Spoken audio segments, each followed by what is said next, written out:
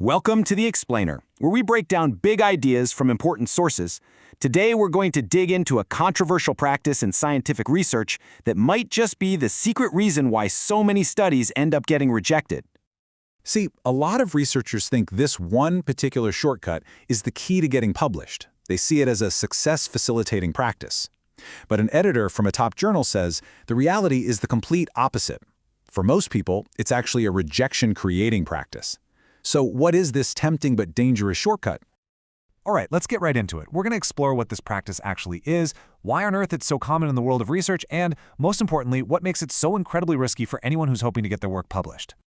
Okay, so the practice is called HARKing. And yeah, it's an acronym that basically flips the whole scientific method on its head. It stands for hypothesizing after the results are known.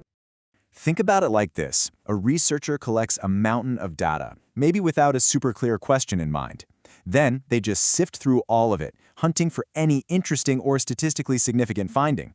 And once they find one, bingo! They work backward to build a theory and a hypothesis that makes it look like they predicted that exact result all along. And get this, it's not like this is some super rare thing. One study found that about a third of psychology researchers admitted to doing it. You can see why it's so tempting, right? Especially in that high-pressure publish or perish academic world. But here's the real kicker, and this comes straight from journal editor Jason D. Shaw. He says that while maybe a few incredibly skilled people might get away with it, for the vast majority of researchers, HARKing is a direct flight to getting your paper rejected. Okay, so how do they spot it? Well, a HARKed paper isn't a perfect crime.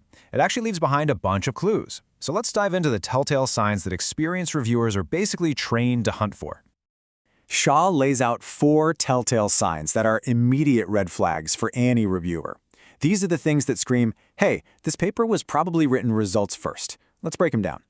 First up, the theory just feels off. It feels forced, contorted.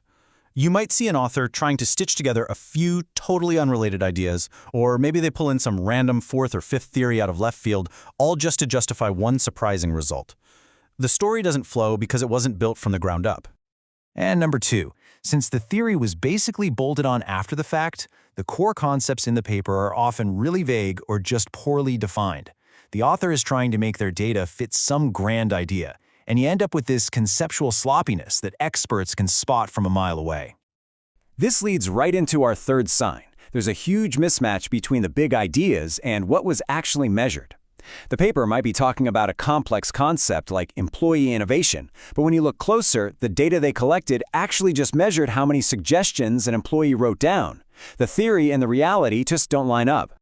And finally, the whole design of the study doesn't really fit the theory. A reviewer will be reading it and thinking, wait a minute, if you really wanted to test this theory, you would have used a control group. Or why didn't you measure this other key variable? These kinds of gaps are a dead giveaway that the theory was an afterthought, not the starting point. So we've seen how HARKing can be a highway to rejection. This brings up the obvious question, right? What's the path to success? What's the alternative? Well, let's look at the theory-first approach. The alternative is actually really simple, but it's incredibly powerful. You just start with theory. Before you even think about looking at your data, you build a strong, logical argument based on what's already known in the field. When you do things this way, you naturally avoid all 4 of those red flags we just talked about. It forces you to make predictions that make sense, to define your concepts with precision, and to design a study that actually tests your ideas. It also helps you pinpoint what your real, novel contribution is. And this quote right here, this is the million-dollar question. This is what editors and reviewers are asking themselves when they read your paper. It's the ultimate test, and it's a question that becomes so much easier to answer when you've built your study on a solid theoretical foundation right from the start. But hold on a second. Does all this mean there's no room for unexpected discoveries? I mean, what if you genuinely find something fascinating in your data that you didn't predict? No, not at all. The source points to a much healthier, more honest alternative called HARKing. The T is the most important part here. It stands for transparent. Instead of pretending you predicted a surprising result, you just present it honestly as an exploratory finding. You can absolutely talk about these unexpected findings in your paper, usually in the discussion section.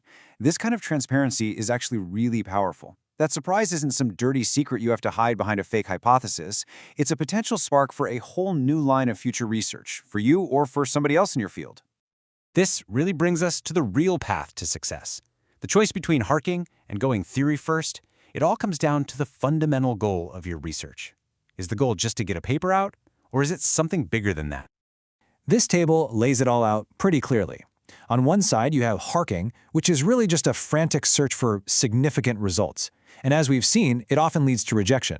On the other side, you have the theory-first approach, which is focused on genuinely building on what we already know. And that is what leads to the kind of high-quality, impactful papers that top journals are looking for. And that really leaves us with a final question to chew on. In the world of research, it's so easy to get caught up in chasing statistical significance. But this whole discussion forces us to ask, is the ultimate goal just to find a result that looks good on paper, or is it to build sturdy, lasting knowledge that actually pushes science forward? The answer to that?